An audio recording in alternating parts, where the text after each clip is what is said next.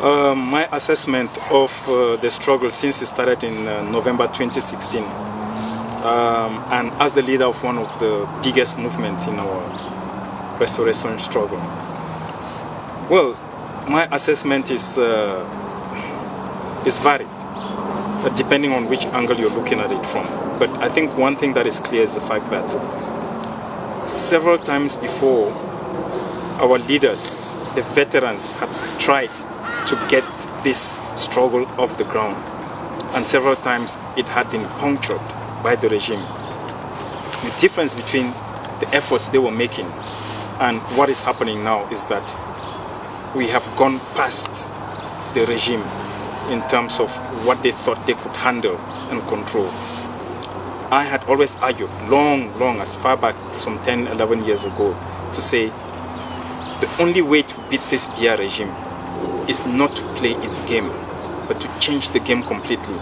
Because as long as you play his game, he's the referee, he's the player, he's the linesman, he's everything, and he determines the rules of the game. My assessment at the moment is that we have shifted this whole thing completely out of his hands, such that it's a game that he doesn't know how to play, it's a game that he doesn't understand, the rules of the game he doesn't understand, and definitely he's on the defeating side. Now, looking long term, where are we? If you look back at 2016, when even the kind of language that some of our friends on the other side was using was very condescending, they looked down at us and spoke about our issues with a lot of contempt. And the respect that they now show us is quite clear. They don't have a choice. Where we are right now, it's no longer a matter of asking and begging for what is rightfully ours. We are taking it. The international community pretended for a while that it wasn't aware that this thing was happening. Now the international community doesn't have a choice but to step in and say something is wrong. So we've made a lot of progress. It's been great strides. Yes, there are challenges. Yes, I think perhaps our biggest enemy right now is ourselves, because everybody, the universe is conspiring in our favor. There's one single challenge, and it is being able to turn the attention of our people from ourselves, from each other, and focus on the bigger enemy. And I think it will be just one big push and the enemy will be out of our way.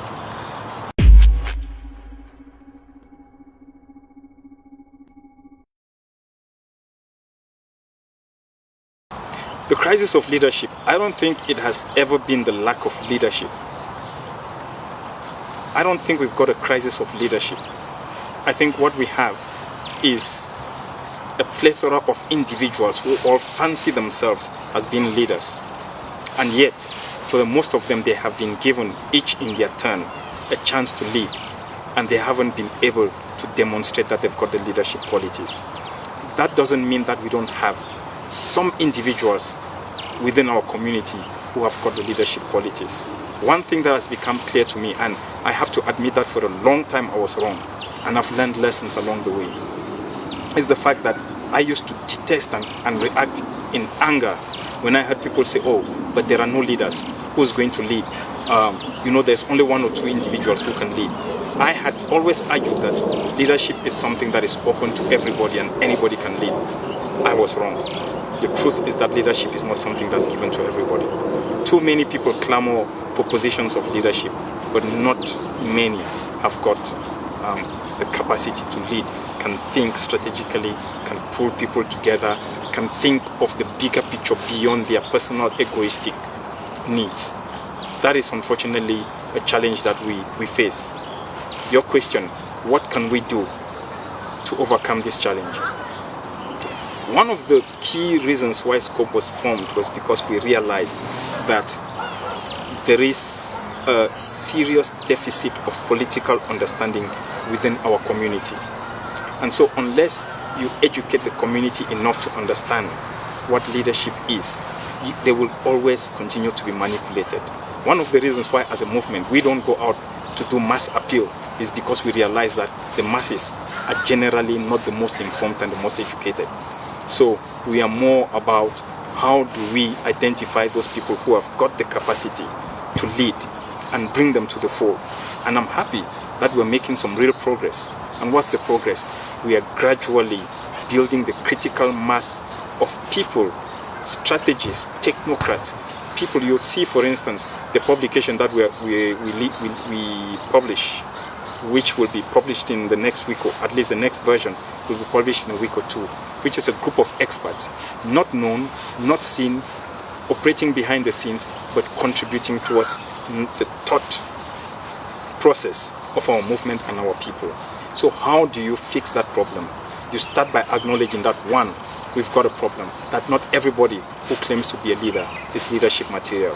That, two, if you want to finally cross the line, I know the saying that says, if you want to go very far, you take everybody with you.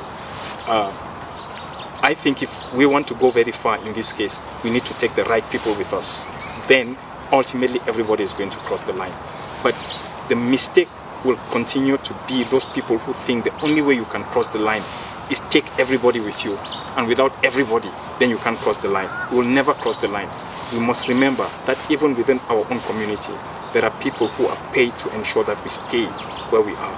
There are people who shout the most and make the highest noise, but who are not necessarily for our restoration quest.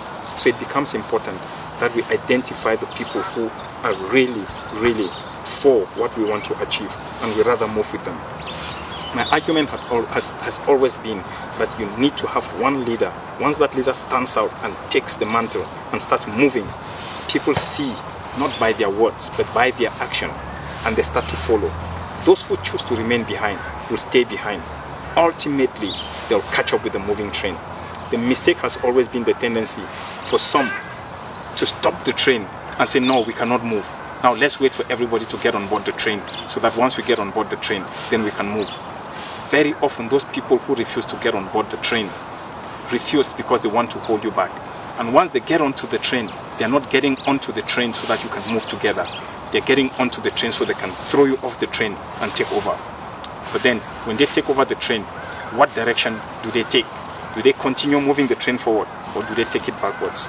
And I think we've seen how, in the case presently of Siseko Ayub Tabe, he reached out, I think unfortunately, to people he shouldn't have reached out to, because he believed that unity and bringing everybody together was the way forward. The first people to throw him off the train are those people that he reached out to. Lessons learned.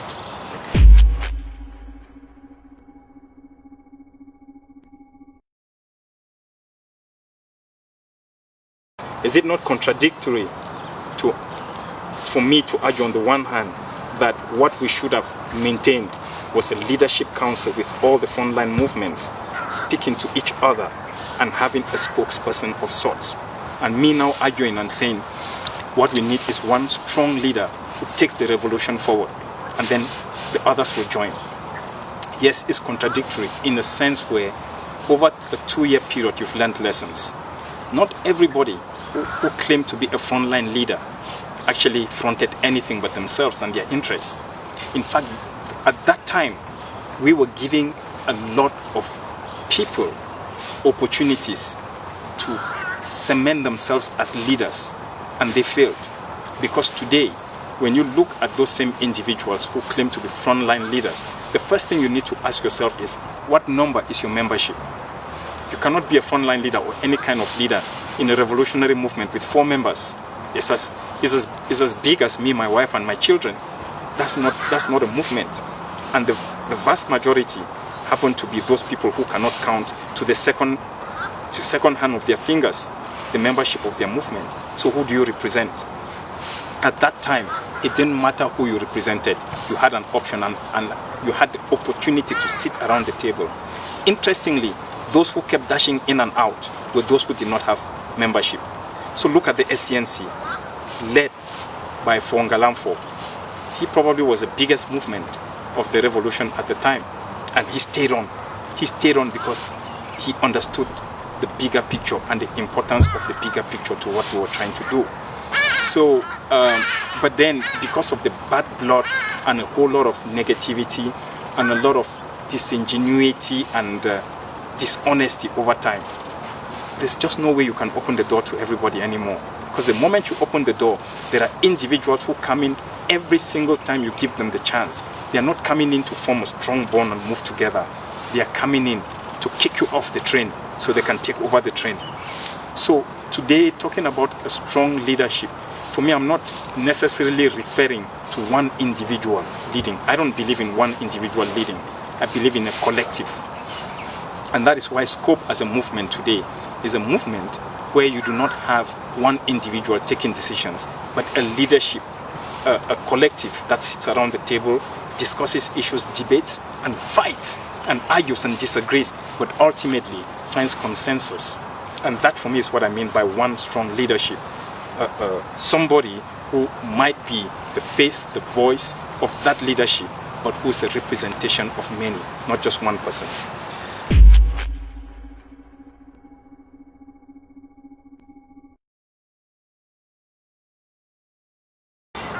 I find it insulting that anybody would come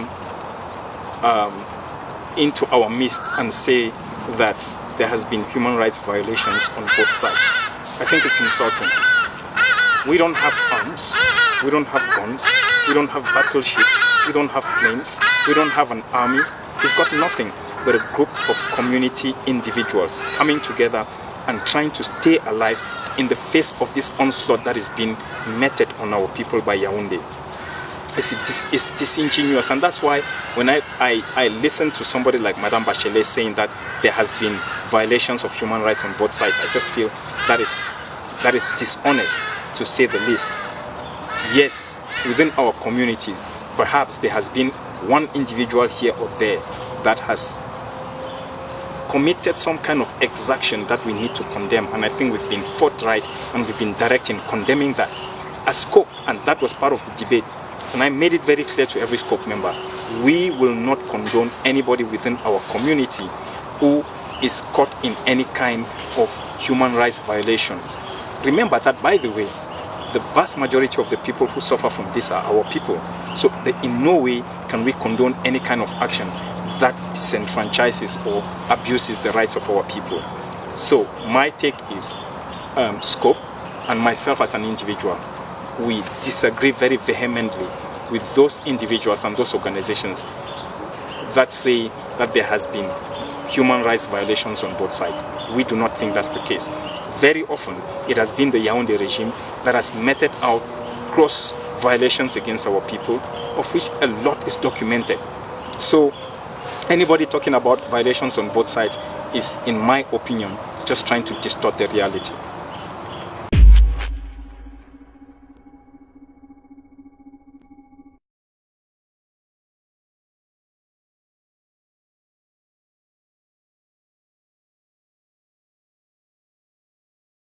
Well, it will ultimately happen, whether we like it or not. A number of things will happen. One, there's going to be at some point cessation of hostilities. Two, at some point there's going to be discussions. People will sit around the table and talk. Three, it's going to get to the point where it's peaceful enough for children to go back to school. The question is when. We do know that the Yaoundé regime will fight until the last blood in its vessels to ensure that we remain enslaved. So, as a people, we will not back off. We will not relent until we get what we want, because what we want is rightfully ours.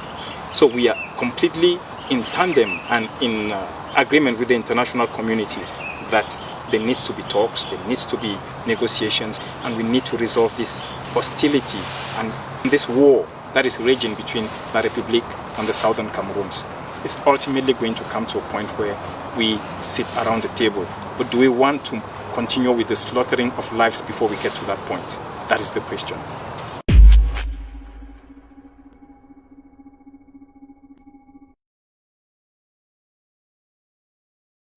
We have always been ready. Our leaders, way back from the Bernard Fonlon and so on, have always been ready for us to have peaceful, meaningful talks that will restore our statehood as a people. Talking about ourselves, us as a people, as a group today, yes, it is true that there is still, to a certain extent, some disarray. We have to clean the house. we've been badly infiltrated. There are those things that we have to deal with. But if you look at the vast majority of our people, they are dying for us to find solutions to the problem, and we will. We may be a bit disorganized, but we will.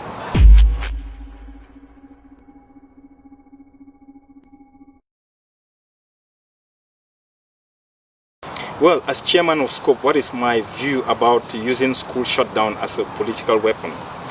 Well, let me start by saying my view.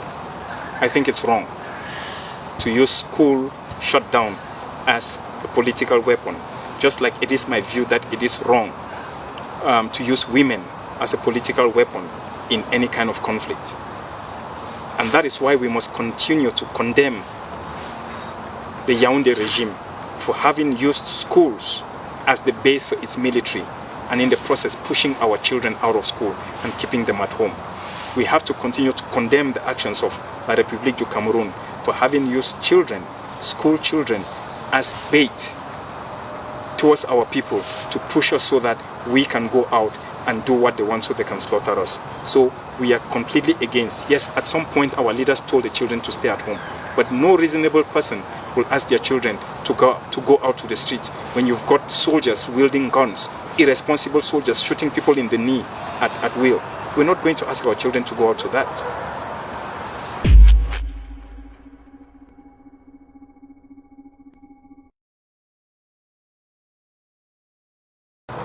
Well, like I said, SCOPE has focused a lot of its energy in filling those gaps. And school, going back to school, ensuring that our children get education is one of our focus, our major focus, because we don't have a choice. We've seen it in how the Namibians were able to build a system for their children not to be disenfranchised. We've seen it in how the South Africans did it. We've seen it in a whole lot of countries, including presently Palestine. So as SCOPE, one of our major projects, and just to tell you that we don't operate like other movements where it's all about positioning and the noise, but what we try as much as possible is look at those elements which require our intervention. SCOPE is in the process of working towards putting in place systems that will enable our children moving from the next academic year to ensure that we have children go back to school in various ways. And we're still looking at how best to do that, knowing that right now in the homeland, doing that is almost impossible with soldiers littering the streets.